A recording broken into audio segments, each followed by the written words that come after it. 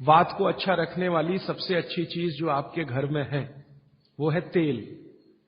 तेल तेल वो जिसमें आप सब्जियां बनाते हैं। लेकिन उन्होंने एक शब्द पर जोर दिया है कि तेल का माने शुद्ध तेल।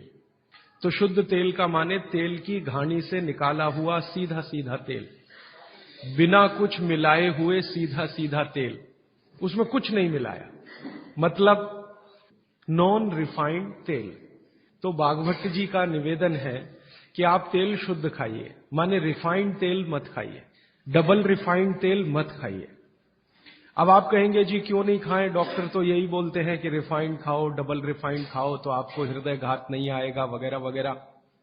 ये जो रिफाइंड तेल है, मैंने इनको देखा है कैसे रिफाइंड किया जाता है। आप भी देख लें, कभी मौका मिले तो बहुत अच्छा होगा। किसी भी तेल को रिफाइंड करने में 6 से 7 केमिकल इस्तेमाल होते हैं और डबल रिफाइंड करने में 12 से 13 केमिकल इस्तेमाल होते हैं।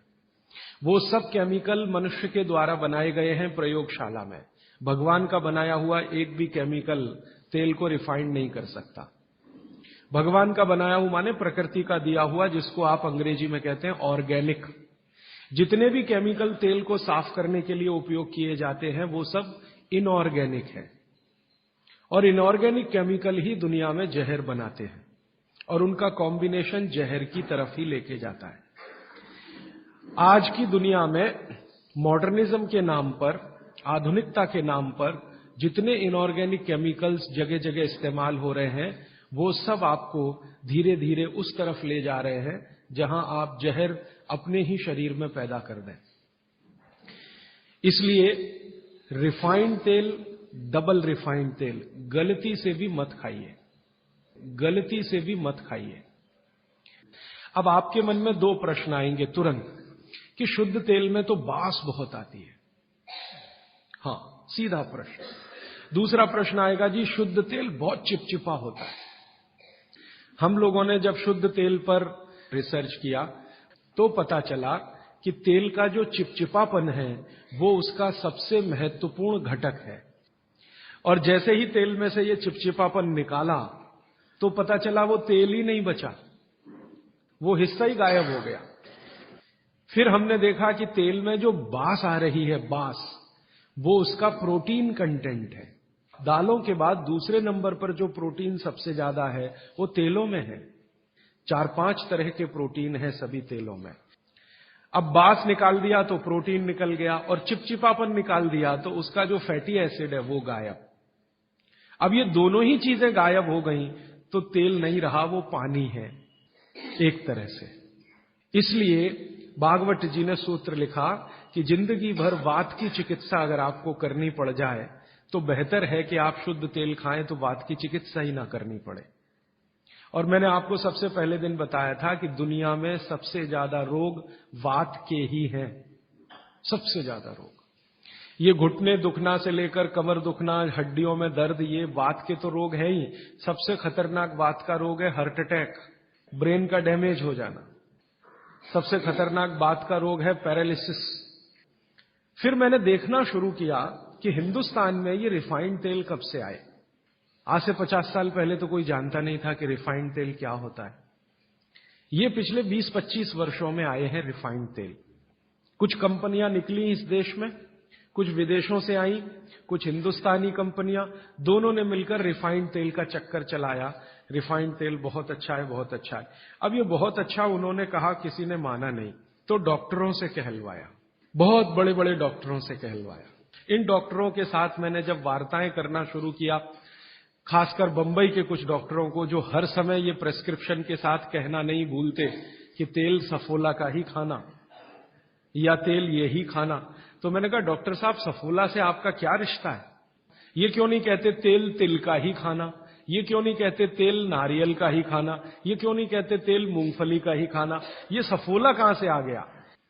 तो वो डॉक्टर तो नहीं बताते, लेकिन उनकी पत्नियां बताती हैं कि वो सफोला वाला आता है ना, तो डॉक्टर साहब को कभी रेफ्रिजरेटर दे जाता है, कभी टेलीविजन दे जाता है, कभी डॉक्टर साहब और मुझे मिला के नेपाल की यात्रा करा देता है, कभी हमारे बच्चों के साथ हमको अफ्रीका की सफारी दिखा देता है। तो ये है चक्कर सारा। कि एक तरह से किकबैक डॉक्टर साहब को प्रत्यक्ष और परोक्ष रूप से मिल रही है, इसलिए डॉक्टर साहब बार बार कह रहे हैं कि सफोला का तेल खाना।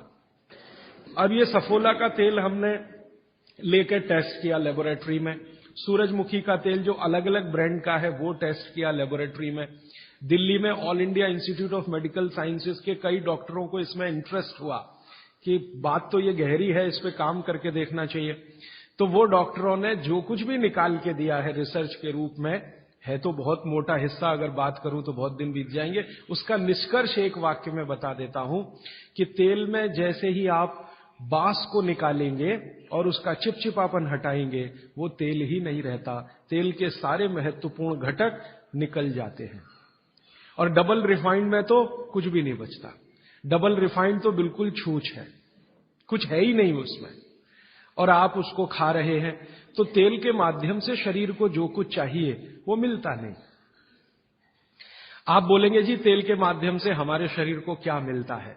मैं बार बार एक शब्द पे आपको ध्यान लाया, HDL, हाई डेंसिटी लिपोप्रोटीन, ये तेलों में से ही आता है आपके शरीर में। वैसे तो ये लीवर में बनता है, लेकिन तेल खाएं तब, खाएंगे नहीं तो बनेगा नहीं है। तो शुद्ध तेल आप खाएं तो आपके लीवर की मदद से HDL आपके शरीर में बेहतरीन स्थिति में रहे, और ये HDL ही है जो आज की रिसर्च बताती है जो वात को कंट्रोल कर सकता है, HDL ही है। तो आधुनिक विज्ञान का ये HDL और 3500 साल पहले के विज्ञान बाघभट्ट चिकित्सा का तेल, ये दोनों एक ही चीजें हैं। तो आप शुद्ध तेल खाएं तो HDL अच्छा रहे, HDL अच्छा रहे, जिंदगी में हार्ट अटैक आने की कोई संभावना नहीं, आप निसंकोच अपना जीवन बिताइए। फिर एक और महत्व की बात, हमने हमारे कुछ दोस्त लोग हैं इस अभियान में जुड़े हुए, उनके ऊपर एक्सपेरिमेंट किए। खासकर छत्तीसगढ़ में हमारे कुछ मित्र हैं। मैंने कहा भाई आप ऐसा करो, चिकित्सा करनी है तो बाघभट्ट की करो। हाँ ठीक है करेंगे। तुम डॉक्टर बंद कर दो। हाँ बंद कर देंगे। तो ऐसे हमने कुछ हमारे दोस्त इकट्ठे किए जिनको बहुत ज्यादा समस्या है कोलेस्ट्रॉल की, बहुत ज्यादा समस्या है ट्राइग्लिसराइड की, बहुत ज्यादा समस्या है हाई बीपी की। ऐसे कुछ लोग इकट्ठे किए और छत्तीसगढ़ में ये इसलिए किया कि छत्तीसगढ़ भारत में ऐसा एक राज्य है जहां शुद्ध तेल अभी भी मिलता है।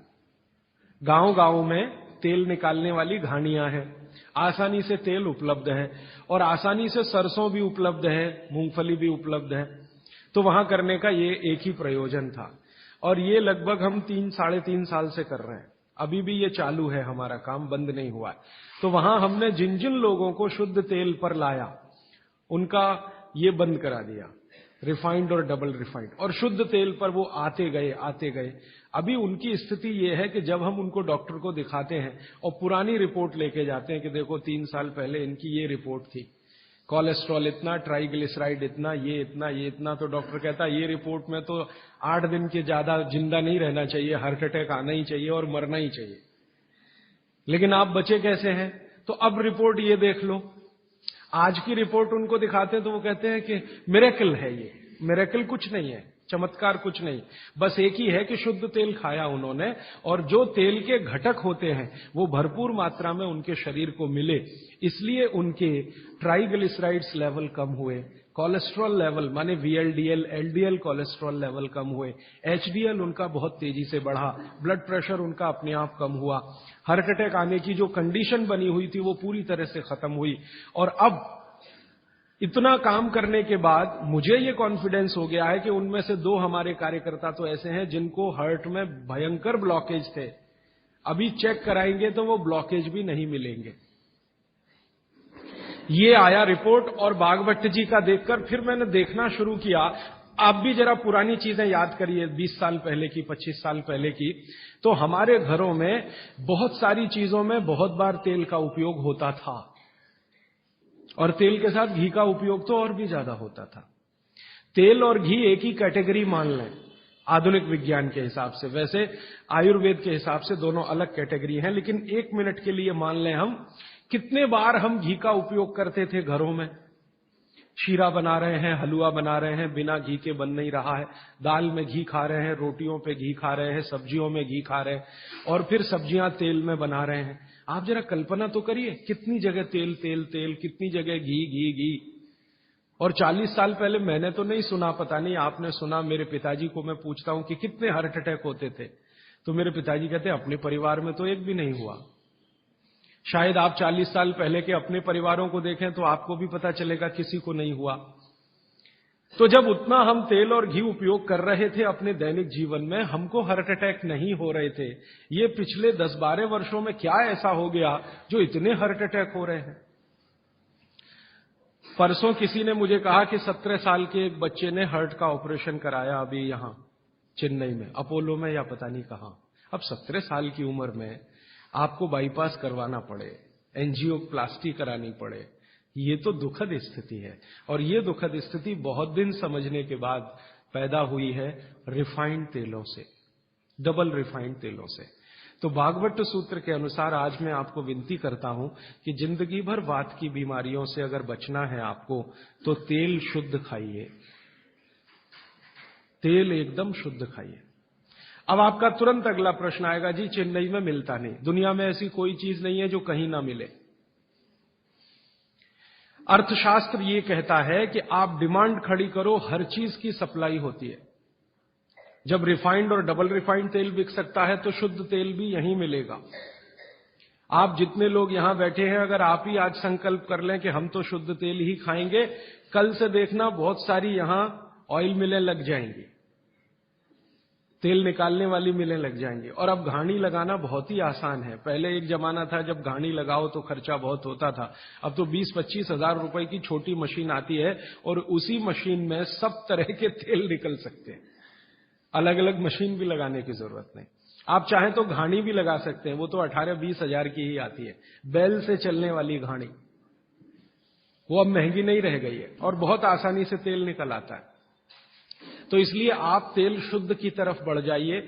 और मैं आपको जो रिसर्च कहती है वो कह रहा हूं कि जिस तेल में चिपचिपापन जितना ज्यादा होगा वो आपके लिए उतना ही उपयोगी है। जिस तेल में बास जितनी ज्यादा होगी वो उतनी ही उपयोगी है। सरसों के तेल के बारे में सारे डॉक्टर्स ऑल इंडिया इंस्टीट्यूट के जो रिसर्च कर चुके हैं वो ये कहते हैं, सरसों के तेल का डब्बा मुंह पे लगाओ और जो आंख में से आंसू तुरंत ना निकलें तो समझ लो वो नकली है। उसकी इतनी तेज बास आएगी कि आंख से आंसू निकल ही आएंगे, नाक चलना आपकी शुरू हो ही जाएगी। वो कहते हैं वो उसके शुद्धता की गारंटी है। तो आप इसको अपने जीवन में ध्यान रखें। वात के रोगों को जीवन भर चिकित्सा करनी है तो तेल की मदद से ही सबसे ज्यादा उपयोगी है।